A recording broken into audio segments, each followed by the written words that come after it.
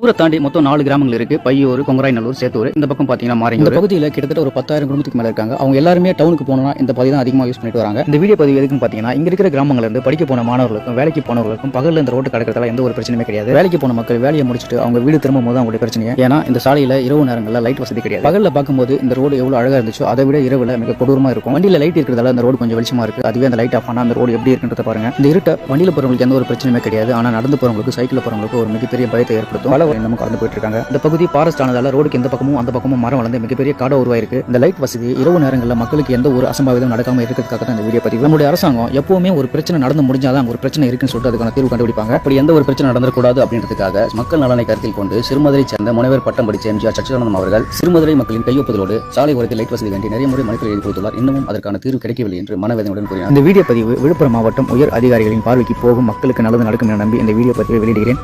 இப்படிக்கு உங்கள் ஒரு சொல் யூடியூப் சேனல்.